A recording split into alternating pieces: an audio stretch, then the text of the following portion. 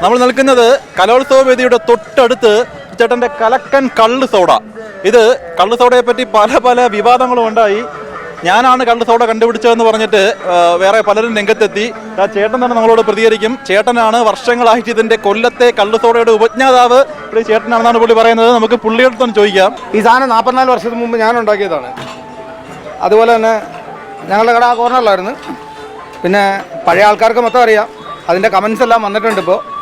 പിന്നെ ഇതിന് കള്ള് സോഡ എന്ന് പേരിട്ടതുപോലും ഞാനല്ല. മുസ്ലിയാരുടെയും കായ്ക്കര ശംസുദ്ദീൻ്റെയും മകളുടെ മകനും മുസ്ലിയാരുടെ മകൻ്റെ മകനുമായ അനീസ് മുസ്ലിയാറാണ് ഇതിന് ഈ പേരിട്ടത് തന്നെ. അത് വർഷങ്ങൾക്ക് മുമ്പ് 44 വർഷത്തിന് മുമ്പ് ഇട്ട പേരായത്. അല്ലാതെ ഈ 40 വർഷമൊന്നും ആയ ഇന്നാൾ ആരാണ്ട് പറയാനായിട്ട് അയാൾ ഈ നാട്ടിൽ വന്നിട്ട് 20 കൊല്ലമേ ആയുള്ളൂ. മനസ്സിലായില്ലേ? പിന്നെ ഞാൻ അത്രയും ഫേമസ് ആയിരുന്നു. പിന്നെ ഞങ്ങൾ ഈ ബിസിനസ്സിൽ നിന്ന് മാറി നിന്ന്. പക്ഷേ ഇപ്പോൾ ജനത്തിനെ ഇതിൻ്റെ ടേസ്റ്റ് അറിയിപ്പിക്കണം എന്ന് വിചാരിച്ച് തന്നെ ഞാൻ തിരിച്ച് ഈ ബിസിനസ്സിലേക്ക് വന്നത്.